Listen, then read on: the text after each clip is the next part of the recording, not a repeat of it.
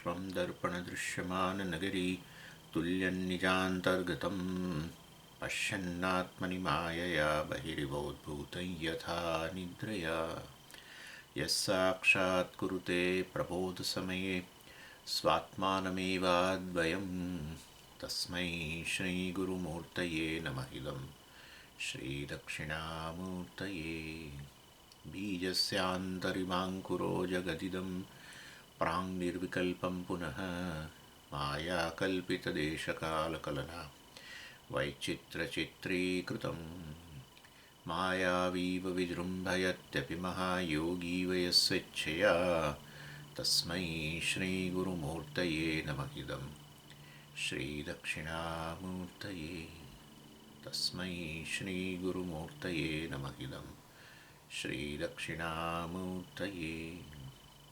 ॐ सहना भवतु सहनौ भुनक्तु सह वीर्यङ्करवावहै तेजस्विनावधीतमस्तु मा विद्विषावहै। ॐ शान्तिः शान्तिः शान्तिः। सदाशिवसमारम्भां शङ्कराचार्यमध्यमाम् अस्मदाचार्यपर्यन्तां वन्दे गुरुपरम्पराम्। ॐ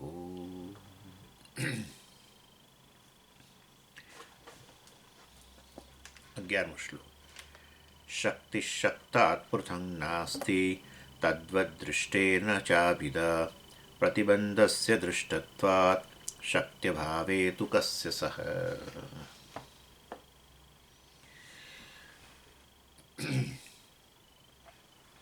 એટલે શક્તિ માયાની વાત ચાલતી હતી, સર્જનની વાત આવી હતી એટલે, અને એમાં મેં તમને ઘણી બધી વસ્તુ કહી દીધી. માયાને અવિદ્યા કહે છે, ત્રિગુણાત્મિકા અવ્યક્ત કહેવાય, અવ્યાકૃત કહેવાય, શક્તિ કહેવાય, આ બધા શબ્દો. હવે માયા શબ્દ જે છે એક બાકી રહ્યો છે, જેના કારણે આ ઈશ્વરને જગતનું કારણ કહેવાય છે, એ છે એની આ શક્તિ. એની ચર્ચા ચાલે છે. અને એ શક્તિ વિશે મેં તમને ઘણું કહ્યું. હવે શક્તિને માયા કેમ કે છે, એ એક વસ્તુ બાકી રહી હતી. એમાં એવું છે, માયાનો અર્થ સામાન્ય રીતે કે જેનો આપણને અનુભવ થાય પરંતુ જેને સમજાવી ન શકાય, એવો અર્થ કરી શકાય. અર્થાત એને તમે યુક્તિપૂર્વક સમજાવી ન શકો. અને એટલે એ દ્રષ્ટિએ આમ બુદ્ધિમાં જેને કે આપણે ગૂંચવાડો ઉત્પન્ન કરે એવી વસ્તુ. એ વસ્તુને તમે આ પ્રકારની જ છે અથવા આ પ્રકારની નથી વગેરે એવું ન કહી શકો. એનો જે સ્વભાવ, એનું સ્વરૂપ જે છે એ શું છે નક્કી ન થઈ શકે. અને એની અંદર એટલે માયા જે છે એ આ રીતે લોજિકલી જેને ન સમજાવી શકાય, અને એની વ્યાખ્યા શું છે, તો મેં તમને કહ્યું પ્રમાણે કે જેનો અનુભવ થાય પરંતુ સમજાવી ન શકાય. અને એનું બહુ સરળ ઉદાહરણ છે, અને સરળ ઉદાહરણ છે કે આપણે જે જાદુગર હોય છે એની જે શક્તિ હોય છે એવી જ કંઈક વસ્તુ છે. એને પણ આપણે માયા કહેતા હોઈએ છીએ, જાદુગરને માયાવી પણ કહેતા હોય છે. એવી રીતે પરમેશ્વર, જાદુગરની જે શક્તિ છે, જે શક્તિ વાસ્તવમાં એ જાદુના પ્રયોગના રૂપમાં અભિવ્યક્ત થાય છે, એ વસ્તુઓ જે પણ એ બતાવે છે આપણને, એ વસ્તુઓ છે કે નથી એવું નક્કી નથી થઈ શકતું. એ વસ્તુઓ શું છે ખબર નથી. જાદુ શક્તિથી અન્ય કશું જ નથી હોતું. જે કંઈ બતાવે, મીઠાઈનું બોક્સ બતાવે, એકદમ આમ જ આમ કરીને મીઠાઈનું બોક્સ આવી જાય, બધું જાત જાતનું કરતા હોય છે, કેટલી બધી વસ્તુઓ. હવે મીઠાઈનું બોક્સ ખરેખર છે કે નથી, સમજી દેખાય છે ને, દેખાય છે ખરું, પણ તમે જઈને એને કહો ભાઈ એક ટુકડો મને આપ, મને ભૂખ લાગી છે, તું રસગુલ્લા લઈને આવ્યો છે, મને એક રસગુલ્લો આપ, કશું નથી. બધાએ 500 જણા અનુભવે. એવું નહીં કે તમે અનુભવી માટે, મેં અનુભવી માટે સમજીએ તો ખાલી ડિલ્યુશન જ હતું, એવું નથી. 500 જણા જે બેઠા હોય હોલમાં બધાને થાય કે આ છે, પણ જેવું તમે એની પાસે જઈને કહો કે એમને એક આપ, તો પછી વાસ્તવમાં કશું જોવા ના મળે. જો એવું જ હોય તો એ રસગુલ્લા ઉત્પન્ન કરી શકતો હોય તો ભાઈ મીઠાઈ ઘર એટલે સ્વીટ શોપમાં જવાની જરૂર જ નથી. આ બધું મટીરિયલ લાવવું ને ચાસણી બનાવીને કશાની જરૂર જ નથી. આમ કરવાનું એટલે આવી જાય, અને દિવસમાં આવું આમ કરતો રહે તો મીઠાઈના ડબ્બા નીકળતા રહે. આવું કદી કશું છે નહીં. એટલે જેનો અનુભવ થાય પરંતુ જેને તમે યુક્તિપૂર્વક સમજાવી ન શકો કે આ શું છે, એનું નામ માયા. એવું જ કંઈ છે આ જગતની અંદર. જોઈએ આપણે એના માટે શંકરાચાર્યજી મેં કહ્યું પ્રમાણે વિવેક ચૂડામણીમાં સરસ વ્યાખ્યા કરી આ માયાની. વ્યાખ્યા કરી એટલે જેને વ્યાખ્યા ન કરી શકાય એને માયા કહેવાય આમ તો. એટલે એ રીતે વ્યાખ્યા કરી. સન્નાપ્ય ઉભયાત્મિકાનો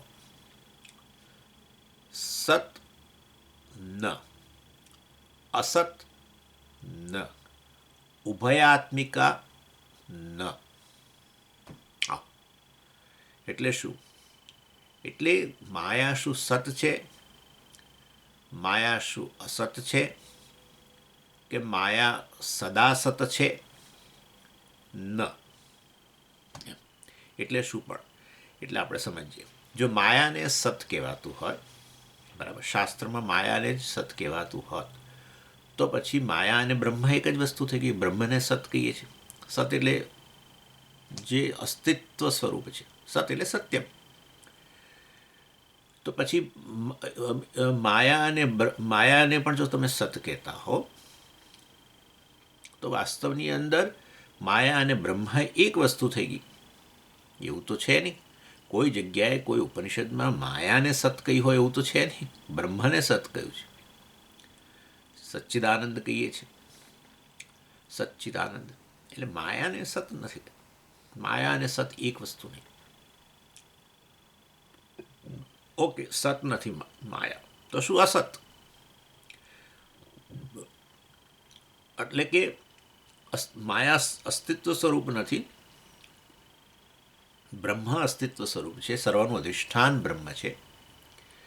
તો પછી વાસ્તવની અંદર બ્રહ્મને કારણે જ જગતનું અસ્તિત્વ છે. એટલે માયા સત સ્વરૂપ નથી. તો પછી માયા અસત, શૂન્ય. તો પછી જો માયા અસત હોય તો પછી આ જગત આવ્યું કેવી રીતે? કારણ કે બ્રહ્મ તો બ્રહ્મ છે, બ્રહ્મ જગતનું કારણ નથી. એટલે માયાને ન વચ્ચે લાવો તો પછી જગતનું કારણ કે જે કંઈ જગત છે એ તો આ અવ્યક્ત રૂપમાં માયા છે, આપણે કહ્યું હતું. હવે તમે કહો કે માયા અસત છે તો પછી આ જગતે શૂન્ય હોવું જોઈએ. જગત તો દેખાય છે ને તમને પણ. એટલે વાસ્તવની અંદર માયા અસત પણ નથી. જો માયા અસત હોય તો પછી હવે કારણ કાર્ય નામની વસ્તુ જ ન રહે. કારણ કે બ્રહ્મ તો કારણે નથી ને કાર્ય નથી. એટલે એ રીતે માયાને આપણે શું અસત પણ ન કહી શકીએ, માયાને સત ન કહી શકાય, અને માયાને અસત પણ ન કહી શકાય. તો પછી માયાને સત અસત મિશ્રણ, સદા સત, ઉભયાત્મિકા આચાર્યએ કહ્યું. માયાને સદા સત કહો, સત વત્તા અસત. અને આવું મિશ્રણ કોઈ દિવસ બને? સત અને અસતનું મિશ્રણ ના બને. વિરુદ્ધ વસ્તુઓનું મિશ્રણ કેવી રીતે બને?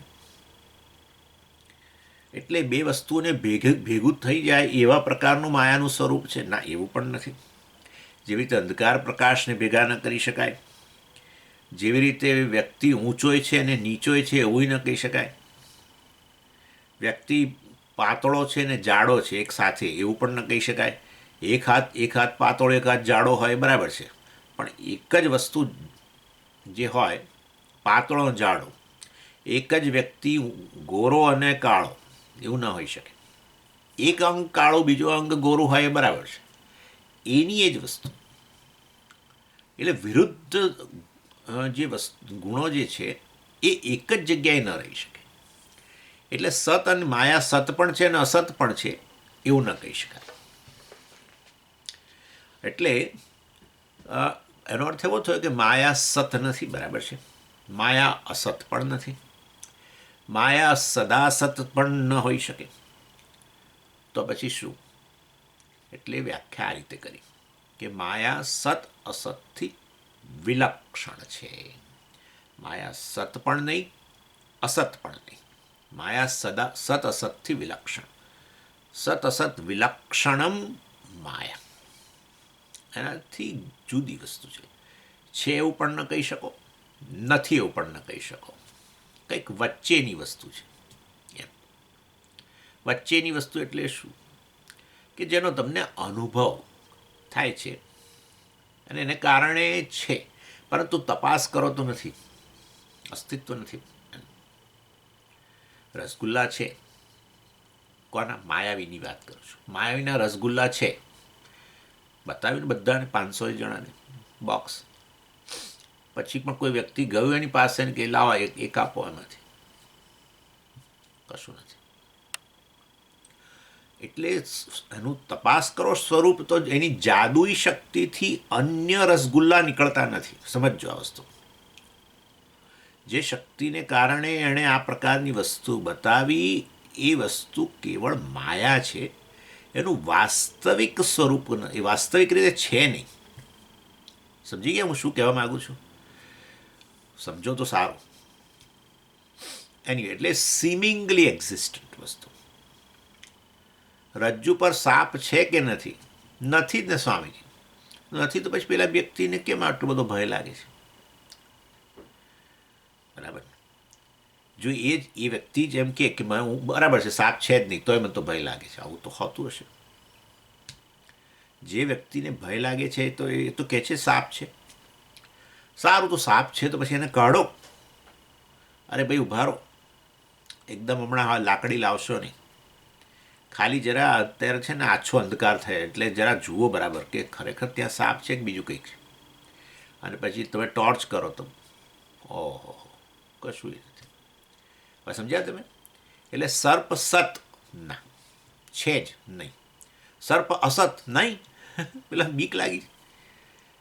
માટે સર્પ સત અસતથી વિલક્ષણ છે, મતલબ કંઈક છે. એટલે મતલબ કે આવું સિમિંગલી એક્ઝિસ્ટ, ખાલી એપિયરન્સ, દેખાવ. કોનો? રજ્જુ. રજ્જુનો કેવળ એક દેખાવ છે, બિલકુલ નથી તો અનુભવ જ ન થાય. તો સ્વામીજી તો પછી અનુભવ થાય છે માટે છે જ, તપાસ કરો તો નથી મળતું. સમજી ગયા? એટલે આ રીતની વસ્તુ છે બધું. ઘડો છે જ ને, ઘડો પાણી ભરો છો, સારું રાખો ઘડો, માટી આપો, નથી તો સ્વામીજી ઘડા નામની વસ્તુ જ નથી. તો ભાઈ પાણી શેમાં ભરો છો? માટીમાં પાણી ભરાય કે ઘડામાં? ઘડામાં. તો ભાઈ ઘડો છે, આ ઘડો છે તો ઘડો તમે રાખો, માટી મને આપો. સમજ્યા? એટલે કેવળ દેખાવ, અનુભવમાં છે માટે આપણે એટલી સત્તા પ્રદાન કરીએ ને છે, પરંતુ ખરેખર નથી. આ બધું જગત આ પ્રકારનું સદાસત. મેં રજ્જુ સર્પનું ઉદાહરણ આપ્યું એટલે કેટલાકને થાય કે આ હવે એ તો બરાબર છે. અરે હું તો તમને અત્યારના વ્યવહારની વસ્તુ કહું છું. આ ઘડા નામની વસ્તુ કહી તમને. ઘરેણું છે કે નહીં? છે જ ને સ્વામી. પહેરીએ તો છે હાથમાં વીંટી, સોનું હાથમાં પહેરાતું હશે માટે વીંટી છે જ સ્વામીજી. સારું, તો વીંટી રાખો. વીંટી છે માટે તમને વીંટીનો પક્ષ લો છો, આટલો બધો તો વીંટી તમે રાખો, સોનું ખાલી મને આપી દો અંદરથી. એટલે આવું છે જગત. જે તે મૂળ વસ્તુ જે છે એનો ખાલી એક દેખાવ છે. જે સત્ય વસ્તુ છે એનો એક દેખાવ છે. એનું નામ જ માયા. એનું નામ જ માયા. કે વસ્તુ દેખાય અને વસ્તુનું અસ્તિત્વ એને કારણે હોય. કારણને લીધે કાર્યનું અસ્તિત્વ હોય. કાર્ય નામની સ્વતંત્ર સત્ય વસ્તુ નથી. માટે નથી તો પછી અસત શૂન્ય છે એવું એ નથી. એનો ઉપયોગ છે બધા જ. ઘડો હોય કે ઘરેણું હોય કે ગમે તે હોય, એનો ઉપયોગ છે જ. એટલે નથી એવું પણ ન કહેવાય, છે એમ પણ ન કહેવાય. ચાલો હવે આગળ બધું તો આજે ઘણું કહેવાનું છે. એટલે એક આ કેટેગરી પતી ગઈ. સન્નાપ્ય સન્નાપ્ય ઉભયાત્મિકાન. હવે એનાથી આગળ કે ભિન્નાપ્ય ભિન્નાપ્ય ઉભયાત્મિકાન. જબરજસ્ત વ્યાખ્યા કરી શંકરાચાર્યજી, ક્યાંય ન મળે આવું. ભિન્ન અભિન્ન અને ઉભયાત્મિકા. શું માયા બ્રહ્મથી ભિન્ન છે? પ્રશ્ન. શું માયા બ્રહ્મથી અભિન્ન છે, એટલે બ્રહ્મ અને માયા એક જ વસ્તુ છે? કે પછી બ્રહ્મ વાસ્તવમાં ઉભયાત્મિકા એટલે માયા બ્રહ્મથી ભિન્ન પણ છે ને અભિન્ન પણ છે, આવું કહ્યું. બધાનો આચાર્ય ઉત્તર આપ્યું ન. એટલે વાસ્તવની અંદર જો માયા બ્રહ્મથી અભિન્ન જ હોય, અભિન્ન એટલે એક મતલબ કે એક જ વસ્તુ હોય એમ કહેવાનો આશય છે એમનો. માયા બ્રહ્મથી અભિન્ન એટલે કે એક જ વસ્તુ હોય તો પછી ખરેખર હમણાં જ મેં તમને કહ્યું તો માયાને બદલે બ્રહ્મ શબ્દ વપરાય, બ્રહ્મને બદલે માયા શબ્દ વપરાય, પણ એવું છે નહીં. અને બીજું બ્રહ્મ, હા ચાલો એટલે મને એક બીજો વિચાર આવે પરંતુ એ હમણાં પછી. એટલે બ્રહ્મ માયાથી ભિન્ન નથી, બ્રહ્મ માયાથી અભિન્ન નથી. પહેલું આ સારું. બ્રહ્મ માયાથી વાસ્તવમાં ભિન્ન છે એવું કહો તો ખરેખર તમે જોશો કે બ્રહ્મ માયાથી ભિન્ન હોય તો બ્રહ્મા અને માયા બંને વાસ્તવની અંદર એકબીજાને શું કરે? મર્યાદિત કરે. બ્રહ્મ માયાથી અભિન્ન હોય, ચાલો પહેલાં એકવાર આ વાત કરું. બ્રહ્મ માયાથી અભિન્ન એ હવે ક્યારેક થોડી મોડી ટ્યુબલાઇટ થાય છે. બ્રહ્મ માયાથી અભિન્ન હોય તો પછીનો અર્થ એવો થયો કે બ્રહ્મ અને માયા એક જ હોય તો બીજો આર્ગ્યુમેન્ટ કરીએ કે બ્રહ્મ ચેતન છે તો માયા પણ ચેતન, માયાને ચેતન કહો. પણ આ તો બધી જગ્યાએ શાસ્ત્ર જે આવા માયાની વાત કરે છે, શાસ્ત્ર બધી જ જગ્યાએ તો કહે છે કે આ તો માયા એ તો બ્રહ્મને અધીન છે, જડ વસ્તુ છે. કારણ કે એ માયા જ જો વાસ્તવમાં જગતના રૂપમાં અભિવ્યક્ત થતી હોય તો જગત જડ છે, માટે માયા જડ હોવી જોઈએ. જો માયા જડ છે, એનું સ્વરૂપ જડ છે, તો પછી ચેતન ન હોય તો પછી વાસ્તવમાં બ્રહ્મ અને માયા એક વસ્તુ ન હોય. કારણ કે બ્રહ્મ ચેતન છે તો સત્યમ જ્ઞાનમ અનંતમ બ્રહ્મ પ્રજ્ઞાનમ બ્રહ્મ, બધી જગ્યાએ બ્રહ્મને ચેતનના રૂપમાં જ જણાવ્યું છે. એટલે વાસ્તવની અંદર બ્રહ્મ માયાથી અભિન્ન છે એવું પણ ન કહેવાય. બ્રહ્મ અને માયા એક જ છે, બ્રહ્મ અને માયા જુદા જુદા છે એવું પણ ન કહેવાય. કારણ કે બ્રહ્મ અને માયા જુદા જુદા હોય તો એનો અર્થ એવો થયો કે બ્રહ્મ શબ્દ જ કાઢી લો, હવે બ્રહ્મ નામની વસ્તુ જ નથી. કેમ? એમાં શું તમને તકલીફ પડી? કારણ કે બ્રહ્મ એને કહ્યું કે જે વસ્તુ અનંત છે, જો અનંત હોય તો એમાં પછી એનાથી અન્ય બીજું ના હોય, એનાથી અન્ય બીજું હોય તો એ વસ્તુ આને મર્યાદિત કરે, આ આને મર્યાદિત કરે. બે સફરજન ગણો ત્યારે ખરેખર બંને મર્યાદિત હોય તો જ તમે ગણી શકો એક આ બીજું, એકની બાઉન્ડ્રી પૂરી થઈ આ બીજું. એટલે બ્રહ્મ શબ્દ જ લઈ લેવો પડે. બ્રહ્મ માયાને મર્યાદિત કરે, માયા બ્રહ્મને મર્યાદિત કરે, કારણ કે બે વસ્તુ છે.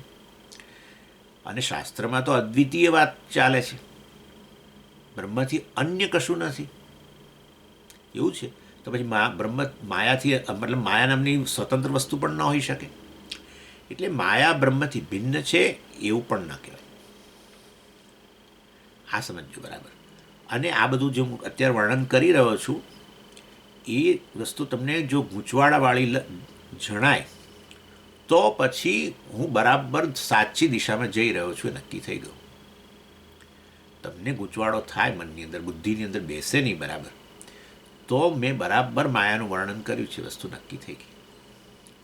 હું તમને કહું કે આ જાદુગરની જે બધી વસ્તુઓ એણે બતાવી, બધી ઢગલાબંધ વસ્તુઓ શોની અંદર, એના એ છે કે નહીં કે બધી ચર્ચા કાઢીએ આપણે, એનું સ્વરૂપ કેવું છે અને વસ્તુઓ બધી કેવા સ્વભાવની છે કે નથી, ભિન્ન છે, ફલાણું છે, ટીકણું છે, અને તમારી બુદ્ધિ ગૂંચવાતી જાય તો નક્કી થઈ ગયું કે જાદુગર એણે બહુ સફળતાપૂર્વક એણે એનું કામ કર્યું, નક્કી થઈ ગયું.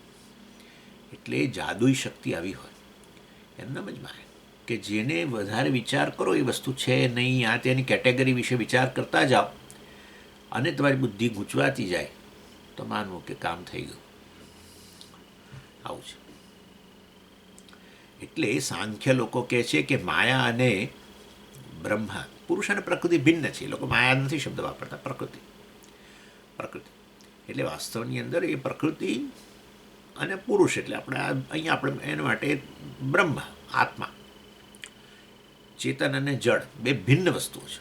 અને એ જળ પ્રકૃતિ જે છે, મૂળ પ્રકૃતિ, એ આ જગતને ઉત્પન્ન કરે છે, પરંતુ સ્વતંત્ર, પુરુષથી, આત્માથી, ચેતનથી, એ રીતે.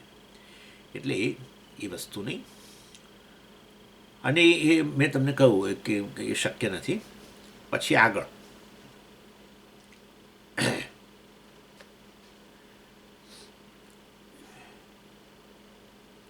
અને મેં તમને કહ્યું પ્રમાણે બ્રહ્મની વ્યાખ્યા જ આ પ્રકારે કરવામાં આવી છે કે જે અદ્વિતીય હોય. અદ્વિતીયનો અર્થ બીજી રીતે પણ હવે તમને સમજાવું કે જે સજાતીય વિજાતીય સ્વગત ભેદથી રહિત હોય. એટલે સજાતીય ભેદથી રહિત એટલે શું? એની જ જાતિનું, બ્રહ્મની જાતિની અન્ય વસ્તુ ન હોય. બ્રહ્મની જાતિ એટલે શું? ચેતન. આમ જાતિ નહીં, પરંતુ ગણો ને, ચાલો જાતિ અત્યારે બ્રહ્મ ચેતન છે. તો સજાતીય વસ્તુ નથી. અદ્વિતીય શબ્દ જે છે એ બતાવે છે. એટલે બ્રહ્મને સમાન જાતિની અન્ય ચેતન વસ્તુ નથી. બરાબર, પતી ગયું. પછી વિજાતીય, બ્રહ્મની જે જાતિ છે એનાથી અન્ય જાતિની એટલે કે જડ એવી વસ્તુ નથી. ભિન્ન. સમજો હું શું કહું છું. બ્રહ્મ જે ચેતન છે એનાથી અન્ય સ્વતંત્ર ભિન્ન જડ વસ્તુ નથી. તમે હમણાં બોલ્યા હતા જડ જડ, હા, પણ સ્વતંત્ર નહીં. હા, જડ છે એ તો આપણે તો વ્યાખ્યા પહેલાં કરી દીધેલી છે. જે કોને જડ કહેવાય? કે જે ચેતનથી અભિન્ન છે એને જડ કહેવાય. ચેતનને કારણે જેનું અસ્તિત્વ છે ને ચેતનને કારણે જે ભાસે છે એને જડ કહેવાય. અને એ દ્રષ્ટિએ અહીંયા હું શું કહું છું? બ્રહ્મથી ભિન્ન સ્વતંત્ર માયા જડ નહીં, કારણ કે વિજાતીય ભેદથી પણ રહિત છે. કોણ? બ્રહ્મ. અને સ્વગત ભેદ, બ્રહ્મ જ વાસ્તવની અંદર માયા એનો એક ભાગ, બ્રહ્મનો એક ભાગ માયા ના, એ પણ નહીં. કારણ કે સ્વગત ભેદ એટલે શું? એક આ વ્યક્તિ, એનું શરીર અને એનો એક હાથ, બરાબર ને, આ એનો અંશ, આ અંશી. એટલે પોતાનામાં જ ભેદ. મારું મસ્તક છે, મારો હાથ છે, આ બધા જુદા જુદા અંગો. જે મસ્તક છે એ હાથ નથી, હાથ છે એ મસ્તક નથી. નેચરલી છે એક જ વસ્તુ, પરંતુ એની અંદર જુદા જુદા અંશ, જુદા જુદા અંગ. એવું છે કે બ્રહ્મનું એક અંગ માયા? ના, એવું પણ નથી. કેમ નહીં? કહ્યું કે અદ્વિતીય. પહેલું અદ્વિતીય એટલે સજાતીય વિજાતીય સ્વગત ભેદથી રહિત, એટલે સ્વગત ભેદ પણ નથી. બીજું, બ્રહ્મ એ નિરવયવ વસ્તુ છે. જે વસ્તુ નિરવયવ હોય એટલે કે એના કોઈ અવયવો જ ન હોય તો માયા એનો અવયવ ન બની શકે. ત્રીજું, જે વસ્તુ અવયવ ધરાવે એ વસ્તુ હંમેશા શું થઈ જાય? એનું વિઘટન થઈ જાય. આ તો આપણે જોઈએ જ છે. અવયવ ધરાવતી વસ્તુનું આજે નહીં તો કાલે એનું વિઘટન થઈ જાય. કારણ કે અવયવોનો ભેગા થવું એ જ એનો જન્મ છે, અવયવોનું છૂટા પડવું એ એનું મૃત્યુ છે. એટલે બ્રહ્મ વાસ્તવની અંદર જો આ પ્રકારે માયા નામની અવયવ ધરાવતી હોય તો બ્રહ્મ સાવયવ થયું. બ્રહ્મ સાવયવ એટલે અવયવવાળી વસ્તુ થઈ. અને આજે નહીં ને કાલે બ્રહ્મ છૂટું પડી જશે, એના બધા અવયવો છૂટા પડી જશે, એમાં માયા છૂટી પડી જશે. આવું નહીં. એટલે અવયવવાળી વસ્તુ જન્મ મૃત્યુવાળી હોય. માયા એટલે એ વસ્તુ, આ બ્રહ્મ અજન્મ અને મૃત્યુથી રહિત બ્રહ્મ વાસ્તવમાં કાળની મર્યાદાથી જ પર છે. પછી શેનો જન્મ અને શેનું મૃત્યુ? એટલે બ્રહ્મ કાળની મર્યાદાથી પર હોવાને કારણે એક સમયે અવયવો ભેગા થયા, માયા અને બ્રહ્મ ભેગા થયા, અને કાલે આ બંને છૂટા પડી જવાના છે, એવું નથી. માટે માયા બ્રહ્મનો અવયવ પણ નથી. બરાબર. એટલા માટે પણ એવું બ્રહ્મ માયાનો અવયવ નથી એવું શાસ્ત્રમાં સીધું જ કહ્યું જ છે ને. નિષ્કલમ બ્રહ્મ, નિષ્કલમ. કલા એટલે અવયવ. નિષ્કલમ એટલે શું? નિર્ગતા કલા યસ્માત તત નિષ્કલમ. નિર્ગતા કલા, તમે શબ્દ સાંભળ્યો હશે, ઉપનિષદમાં છે ષોડશ કલશ પુરુષ. આઈ થિંક પ્રશ્નોપનિષદના ષોડશ કલશ પુરુષ. આ પુરુષ 16 કળાઓ વાળો છે, 16 અવયવ વગેરે એમ કરી. પણ એની કલાનો અર્થ થાય છે અવયવ. બ્રહ્મ માટે નિરવય શબ્દ વપરાયેલો છે, નિષ્કલ શબ્દ વપરાયેલો છે. એટલે બ્રહ્મ અવયવો વિનાની વસ્તુ છે, નિરવય વસ્તુ. નિરવયવાળી વસ્તુ જે હોય ને એ જ પૂર્ણ હોય. અવયવ ધરાવતી વસ્તુ હંમેશા મર્યાદિત હોય. એની બહુ નજીકનું ઉદાહરણ લેવું હોય તો આકાશ. આકાશના કોઈ અવયવો નથી, અને માટે વાસ્તવની અંદર આકાશના અવયવ, કે આકાશમાં આંખ રહેલી છે, પેલું રહેલું છે. આકાશમાં ઉપર નીચે એવું પણ નથી. આકાશમાં ઉપર નીચે આજુબાજુ સમજીએ. આકાશમાં આમ ડાબી બાજુ ને આકાશમાં જમણી બાજુ ના. આકાશમાં ડાબી બાજુ નથી, જમણી બાજુ નહીં. આકાશમાં રહેલી વસ્તુના સંદર્ભમાં જ ડાબી બાજુ, જમણી બાજુ. આકાશના સંદર્ભમાં નહીં, વિથ રિસ્પેક્ટ ટુ સ્પેસ નહીં. પેનના સંદર્ભમાં ખરું. આ પેન જે છે, જે અવકાશમાં રહેલી છે, એના સંદર્ભમાં આમ ડાબી કે આમ જમણી કે એવું બધું બરાબર છે. એટલે સમજો બરાબર. એટલે વાસ્તવમાં કહેવાનો આશય બ્રહ્મમાં ઉપર નીચે કશું જ નથી. ના પણ છે ને, શાસ્ત્રો તો કહે છે, મુંડકોપનિષદ કહે છે. શું કહે છે પણ મુંડકોપનિષદ? મુંડકોપનિષદ એમ કહે છે કે ઉપર બ્રહ્મ છે, નીચે બ્રહ્મ છે, ડાબી બાજુ બ્રહ્મ છે. હા, બરાબર ને, બધે બ્રહ્મ છે. એનો અર્થ કે બ્રહ્માનું પોતામાં ડાબી બાજુ અને જમણી બાજુ નથી. ડાબી બાજુ પણ બ્રહ્મ છે ને જમણી બાજુ પણ બ્રહ્મ છે ને સામે બ્રહ્મ છે ને આવો શબ્દ વપરાયો છે.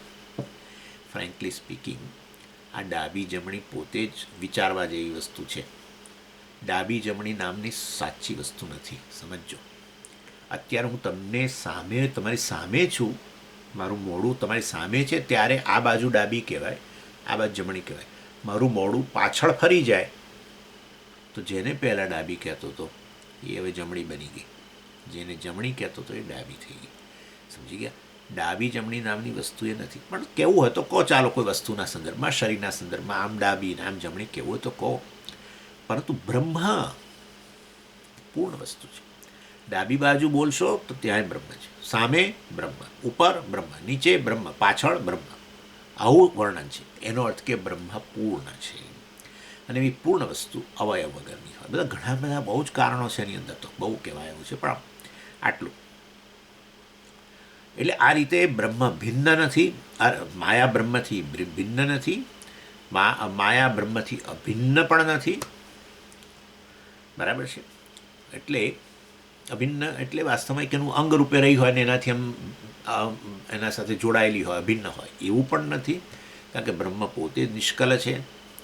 ચાલો, તો પછી ભિન્ન અને અભિન્ન બંને ભેગું કરીને આપણે મિશ્રણ બનાવો, એ બ્રહ્મ, એ માયા. માયા ભિન્ના ભિન્ન, આવું મિશ્રણ કેવી રીતે બને? જુદું ને છૂટું, જે છૂટું એ છૂટું, જુદું એ જુદું, જે જોડાયેલું એ જોડાયેલું. જોડાયેલું કહો તો છૂટું ના કહેવાય, હે ને? છૂટા થઈ ગયા કે છૂટા થઈ ગયા. સમજ્યા? બે જણા છૂટા પડી ગયા, છૂટા છેડા, છેડા છૂટા થઈ ગયા. એની એટલે જો છૂટા છેડા થયા હોય તો જોડાયેલા ના બોલાય, જોડાયેલા બોલો તો ભાઈ છૂટા છેડા ના બોલાય. સમજવાની વસ્તુ છે. બંને એક સાથે ન હોય. વિરુદ્ધ ધર્મ એક જ વસ્તુમાં એક જ સાથે એક જ સમય ન હોઈ શકે. ચાલો, એટલે વાસ્તવની અંદર તો પછી શું કહેવાનું હવે? ભિન્ના ભિન્ન વિલક્ષણમ, ભિન્ના ભિન્ન વિલક્ષણા માયા વાસ્તવની અંદર. એટલે ને આ વસ્તુ તમને સમજાવો. દાખલા તરીકે આપણે એક ઉદાહરણ લઈએ, તરંગ અને જળ. જે તરંગ જે છે એ વાસ્તવમાં જળથી ભિન્ન છે કે તરંગ અને જળ એક જ વસ્તુ છે? તો આપણે પહેલું લઈએ કે જે તરંગ જે છે, જો જળથી સ્વતંત્ર વસ્તુ હોય તો પછી વાસ્તવની અંદર હું તમને જરૂર કહી શકું. શું કહી શકું? કે ખરેખર તમે તરંગ રવા દેજો, ખાલી જળ લઈને આવો. હે, તમે જ્યારે આપણે બે જણા ઊભા હોઈએ દરિયા કિનારે અને પેલા તરંગો આવતા હોય તો હું તમને, તમે કહો કે તરંગ અને જળ ભિન્ન વસ્તુ છે, એક્ઝામ્પલ છે આ, તો તમે ના જ કહો તરંગ અને જળ ભિન્ન વસ્તુ છે, તો પછી હું કહું છું કે હા સારું, ખાલી તરંગ લઈ આવો ને જળ રવા દો, અથવા જળ લઈ આવો ને તરંગ રવા દો, કારણ કે જુદી જ વસ્તુ છે આમે. દાખલા તરીકે તમે જતા હો હે શોપની અંદર, તો હું કહું શર્ટ લાવજો મારા માટે અને પેન્ટ ન લાવશો, ખાલી તો શક્ય છે, કારણ કે બે સ્વતંત્ર વસ્તુ છે, ભિન્ન. બે ભિન્ન વસ્તુઓ ત્યારે હું તમને કહી શકું કે એક લાવો બીજું ના લાવો, આ શક્ય છે. એવી રીતે તરંગ અને જળ જો ભિન્ન હોય તો પછી વાસ્તવની અંદર એકને લાવીએ બીજાને ના લાવીએ. આગળ તરંગ અને જળ અભિન્ન એક જ વસ્તુ છે. સારું, તો હવે હું કહીશ તમને કે મને હે તરંગ અને જળ, જળ એટલે પાણી, ચાલો પાણી વધારે શબ્દ, કારણ કે આપણે જળ શબ્દ સામાન્ય ભાષામાં જળ નથી બોલતા, પાણી બોલીએ. તરંગ અને પાણી એક જ વસ્તુ હોય અભિન્ન, તો પછી ખરેખર તમે, હું તમને એકવાર એવું એ કહી શકું કે પાણી મને આપો, અને બીજી વાર તમને હું કહું કે તરંગ આપો, ત્રીજી વાર કહું પાણી આપો, ચોથી વાર કહું તરંગ આપો, તમને થાય કે સ્વામીજી કંઈક ગરબડ થઈ લાગે છે. આવું તમે બોલ્યા છો ક્યારે? હા, તમારા વ્યવહારની અંદર પાણી ઘણીવાર કોઈની પાસે માગ્યું છે, ક્યારે એવું બોલ્યા છો કે તરંગ તરંગ આપો? એટલે વાસ્તવની અંદર સમજવાની વસ્તુ છે કે તરંગ અને જળ અભિન્ન વસ્તુ છે, એક જ વસ્તુ છે એવું નથી. એક જ હોય તો પછી એકવાર તરંગ શબ્દ વાપરો, એકવાર જળ શબ્દ વાપરો, એવું નથી. તરંગ અને જળ છૂટા છૂટા હોય તો કહેવાનું કે તરંગને રવા દેજો જળ લઈ આવો, અથવા જળ રવા દેજો તરંગ લઈ આવો, એવું પણ નથી. સમજ્યા? એટલે આ રીતે વાસ્તવની અંદર સમય તરંગ અને જળ, તરંગ જળથી અભિન્ન, લો લો અમુક હું એ રીતે કહું છું, તરંગ જળથી અભિન્ન, તરંગ જળથી છૂટું નથી. પણ મેં તમને શું કહ્યું હતું? તરંગ જળનો અવયવ છે. અભિન્ન એટલે અવયવ. હાથ જુઓ, હાથ અવયવ, શરીરનો એક આ અવયવ, બરાબર? એટલે હાથ સ્વામીજી શરીરથી અભિન્ન કહેવાય, બરાબર? પણ એ અહીંયા આ અવયવ છે સમગ્ર શરીરનો, અવયવવાળી વસ્તુનો એક અવયવ હાથ છે, સમજો બરાબર? એવી રીતે તરંગ જળનો એક અવયવ છે, તરંગ જળનો અવયવ છે, જળ અવયવ ધરાવતી વસ્તુ છે નહીં. એટલે તરંગ જળનો અવયવ પણ નથી, બરાબર છે ને? તરંગ જળનો અવયવ નથી. એટલે આ રીતે કહેવાનો આશય એવું છે, અભિન્નનો અર્થ. એટલે આ શું થાય, જો અવયવ હોય, તરંગ જો જળનો અવયવ હોય તો પછી વાસ્તવમાં એનો અર્થ એવો થયો કે જળ આ તરંગ નામનો, જેમ કે હાથ એક અવયવ થયો, અને જળ, આ શરીર પણ એક અવયવી કહેવાય, શરીર અવયવી, અવયવવાળી વસ્તુ, અને આ એનો એક અવયવ થયો. તો સમજો હવે બરાબર, બંનેની સમાન સત્તા થઈ. સમાન સત્તા, બંને સમાન સત્ય ધરાવે છે, સમાન સત્ય. જેટલું શરીર સત્ય છે એટલું જ હાથ સત્ય છે. શું આવું છે? તરંગ અને જો તરંગ જળનો અવયવ હોય, જેટલી જળની સ્વતંત્રતા છે એટલી તરંગની સ્વતંત્રતા છે. હા સમજ, એવું જ છે. સારું, એવું જ છે. તો જેવી રીતે શરીર અને હાથ બંનેની સમાન સત્તા છે, ક્યારેક એક અવયવને આમ છૂટો પાડી દો, છૂટો પાડી દો. હાથ છૂટો પાડી શકાય, અવયવ જ છે, એની સાથે આમ જોડાયેલો છે, અભિન્ન મેં કહ્યું. જો એની સાથે જોડાયેલો હોય તો પછી એને છૂટો પાડી શકાય. સારું, તો હવે છૂટો, તરંગ જળનો અવયવ છે, છૂટું પાડો, તરંગને છૂટું પાડી દો. એક કંઈક કરવત કે કશુંક લઈને જજો અને આમ આમ સ્લાઇસ, આમ તરંગ ઉઠતું હોય ને ત્યારે આમ સ્લાઇસ કરી દેવાનું, કે જેથી કરીને તરંગ જે છે એ સ્વતંત્ર રીતે છૂટું પડી જાય, જળ ત્યાં રહી જાય. નથી, સમજી ગયા? તરંગ જળનો અવયવ નથી. જો કોઈ જે વસ્તુ જેનો અવયવ હોય એને એનાથી છૂટી પાડી શકાય, અહીંયા છૂટી નહીં પાડી શકો, બરાબર છે ને? કેવળ જળનો એક દેખાવ છે. શરીરનો એક દેખાવ હાથ નથી, શરીરનો એક અવયવ છે હાથ. સમજાય છે? આ વસ્તુ જુદી છે ને. એટલે આ રીતે વાસ્તવની અંદર તરંગ જળથી અભિન્ન પણ નહીં, તરંગ જળથી ભિન્ન પણ નહીં, અને ભિન્ના અભિન્ન તો બોલાય જ નહીં. ભિન્ન ખરું ને અભિન્ન ખરું એવું પણ ન કહેવાય.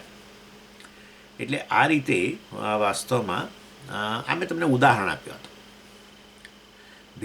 અને માટે આપણે શું કહેવું જોઈએ? ભેદાભેદ વિલક્ષણમ. ભેદ અને ભિન્ન અને અભિન્નથી વિલક્ષણ એવી વસ્તુ છે. ચાલો ત્રીજું, આ એટલે માયા. હવે પેલું કહે છે સાંગાપ્ય નંગાપ્ય ઉભયાત્મિકાન. સાંગાપ્ય નંગાપ્ય ઉભયાત્મિકાન. વાસ્તવમાં આ માયા પોતે અંગ ધરાવે છે, અવયવો ધરાવે છે, કે માયા અંગ વગરની છે, અવયવો વગરની છે? માયા પોતે અવયવવાળી છે કે માયા નિરવયવ છે, અવયવ વગરની છે? એટલે જેવી રીતે આપણે મારો આ રૂમ છે તેની અંદર જેમ અવયવો છે, એટલે રૂમને અવયવોવાળો કહેવાય. શું? પિલર હોય, દિવાલો હોય, બારણા હોય, બારી હોય, આ બધા અવયવો થયા. એટલે શરીરમાં પણ એવી રીતે આપણે, મેં તમને હમણાં જ કહ્યું, અવયવો છે. એવી રીતે માયા પોતે અવયવો ધરાવે છે. પહેલાં મેં જુદી વાત કરી હતી, માયા બ્રહ્મનું અંગ છે કે નહીં, એ રીતે મેં તમને કહ્યું. હવે માયા પોતે અંગવાળી છે, અવયવોવાળી છે કે નિરવયવ છે? બેમાંથી કંઈ નહીં કહેવાય. એવું છે. કેમ? એટલે પહેલું તો માયા અવયવ વગરની. અહીંયા અંગ શબ્દ વાપરે છે આચાર્ય. સાંગાપ્ય નંગા. સાંગા એટલે અંગવાળી. અંગેન સહ વર્તતે સા સાંગા. અંગરહિતા અનંગા. બરાબર છે? એટલે અનંગા પહેલું એ જોઈએ. માયા પોતે અવયવો વગરની છે. માયા પોતે અવયવ વગરની જ હોય ને સ્વામીજી. માયા અવયવ વગરની હોય તો એ જ માયા હવે આ જગત રૂપે આવી હતી. અરે હમણાં જ તો ગયા ક્લાસમાં તો મેં કહ્યું હતું, માયા ત્રિગુણાત્મિકા છે. માયાના 3 ગુણ છે, રાઈટ? સત્વ રજસ તમસ. તો માયાના અંગો તો થયા 3. એટલે વાસ્તવમાં માયા અંગવાળી છે કે અંગ વગરની છે? માયા અનંગ છે. માયાના કોઈ અંગ જ નથી, નિરવય છે. અરે એ જ માયા તો જગત રૂપે આવ્યું ને, જગત જ આખું બધું અંગોવાળું છે. અને એટલીસ્ટ આટલા બધા અંગો એમાં ન રહે હોય તો 3 તો ખરા, સત્વ રજસ તમસ, 3 તો માયામાં રહેલા છે. એટલે માયાને અનંગા ના કહેવાય. અને એટલે વાસ્તવની અંદર તો પછી માયાને શું કહેવું જોઈએ? અંગ. માયાને સાંગા કહેવી જોઈએ. માયા પોતે અંગવાળી છે એવું કહેવું જોઈએ. તો માયા પોતે અંગવાળી છે એવું પણ ન કહેવાય. કેમ ના કહેવાય? કારણ કે જો માયા અંગવાળી હોય તો પછી એ બ્રહ્મ સાથે જે જોડાયેલી છે તો એનું માયાનું અંગ જોડાયેલું હોવું જોઈએ. માયા અંગોવાળી છે. જે વસ્તુ અંગવાળી હોય, દાખલા તરીકે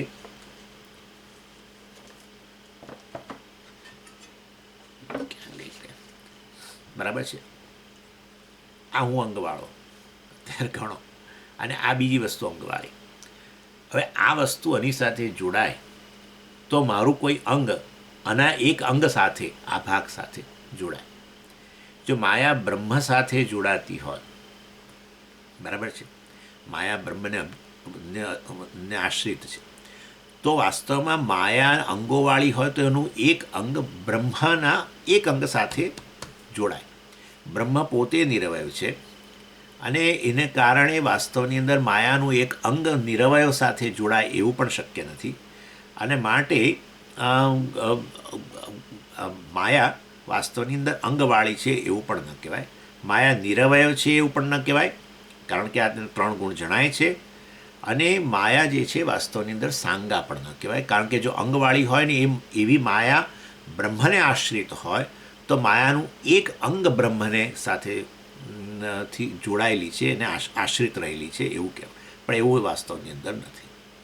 અને માટે આ માયા જે છે એ કેવી છે?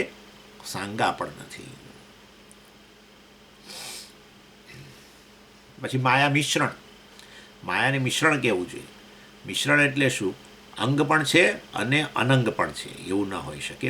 બંને એક જ જગ્યાએ બંને વસ્તુ ન રહી શકે. આ વસ્તુની ચર્ચા બ્રહ્મસૂત્રમાં આમ તો આપણે ઘણું કરી ગયા છીએ, પણ સ્વામીજી માયા જે છે એને આપણે અંગવાળી તો ઘણો, એ જરાક મને સારું લાગે છે. અનંગા ના કહી શકાય, કારણ કે 3 ગુણો છે, પણ એ 3 ગુણોવાળી સાંગા જે છે એમ તો ગણવી જોઈએ. તો પછી આપણે બીજું પણ વિચારી શકીએ. જે વસ્તુ અંગોવાળી હોય ને એને એસેમ્બલી કહેવાય.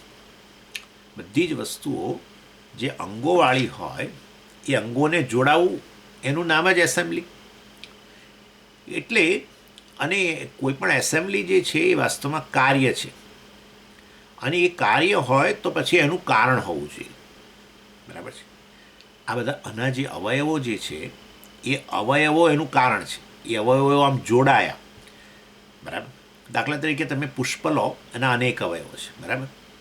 સાંગમ કહેવાય, અંગોવાળું.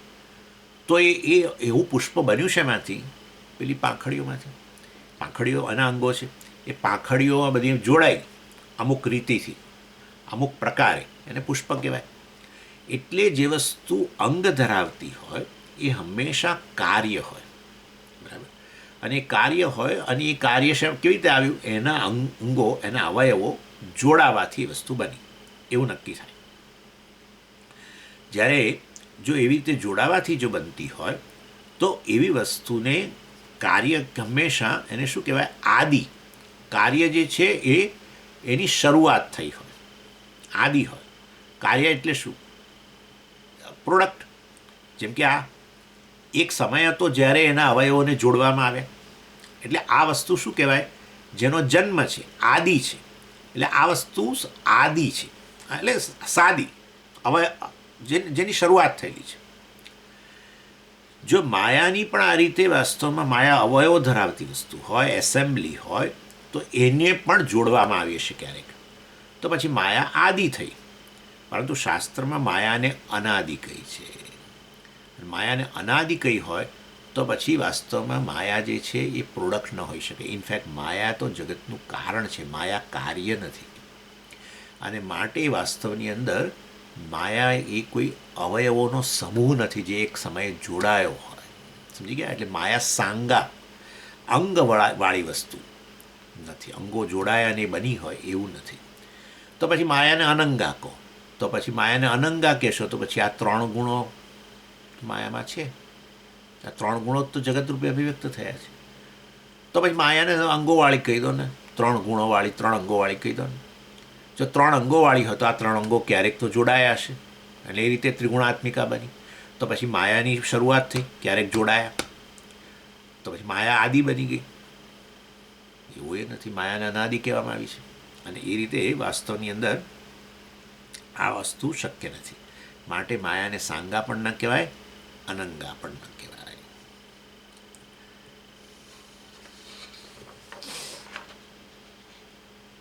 માટે માયાને શું કહેવું પડશે? એટલે અંગ, સાંગ અને અનંગ બેનું મિશ્રણ એવું તો કદી હોય નહીં. અને વાસ્તવમાં એનાથી વિલક્ષણ એને કહેવી જોઈએ. અને આ રીતે વાસ્તવમાં માયા વિશે અનેક આ પ્રકારનું, એ શોર્ટ અને મિથ્યા વસ્તુ કહેવાય.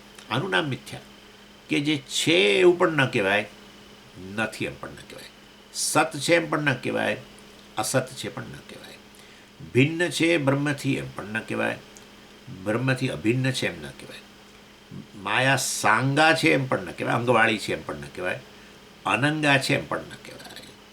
અને આવી વસ્તુ, અને છતાંય તો પછી માયા નામની વસ્તુ જ નથી. તો આ સામે જગત તો ઊભું છે. તમારું પોતાનું શરીર, મન, બુદ્ધિ બધું જ છે. આ બધું છે. જો બધું બ્રહ્મ જ હોય તો બ્રહ્મ તો બધું બધા વિશેષોથી પર છે. તો આ બધા વિશેષોનો અનુભવ તો થઈ રહ્યો છે. તો એનું કંઈક તો કારણ હોવું જોઈએ. માટે પછી માયા છે.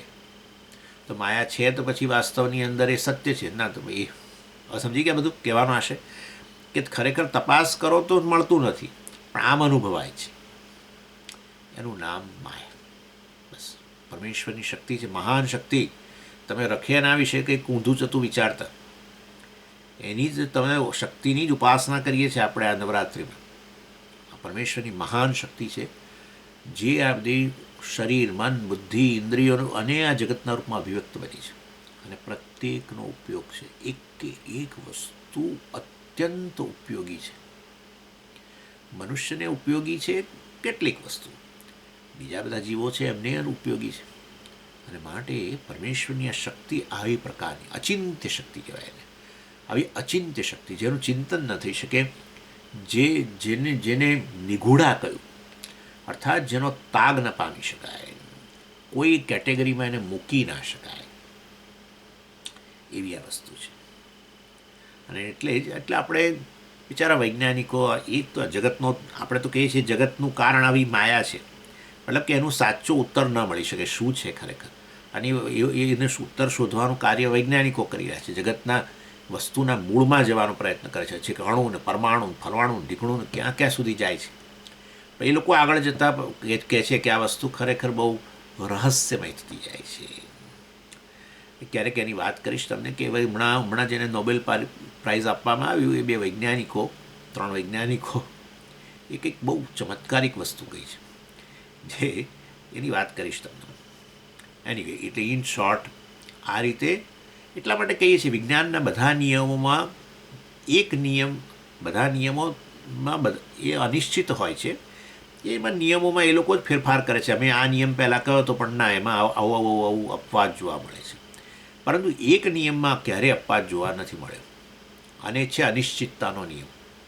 હાઇઝનબર્ગ નામના વૈજ્ઞાનિકે કહ્યું કે અનિશ્ચિતતા આપી કે કશું નક્કી નથી થઈ શકતું. એ અનિશ્ચિતતાનો જે નિયમ જે છે હાઇઝનબર્ગનો, એ નિશ્ચિત છે. Uncertainty principal.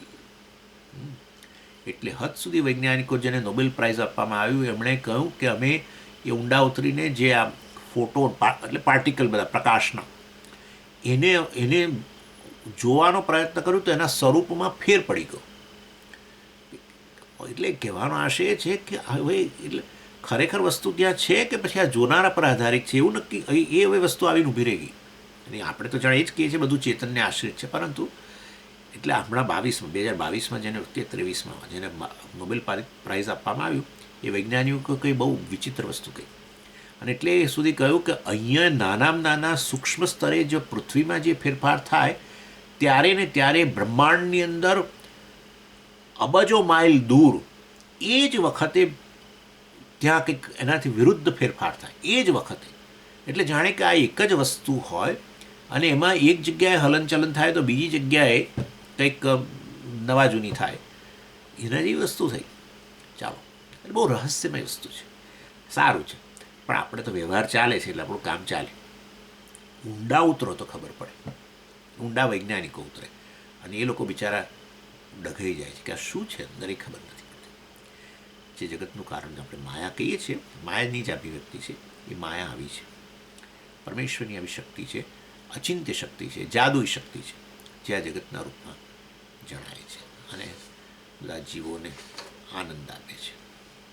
ઓમ પૂર્ણમદ પૂર્ણમિદમ પૂર્ણાત પૂર્ણમુદચ્યતે પૂર્ણસ્ય પૂર્ણમાદાય પૂર્ણમેવાવશિષ્યતે. ઓમ શાંતિ શાંતિ શાંતિ. હરિ ઓમ શ્રી ગુરુભ્યો નમઃ. હરિ ઓમ.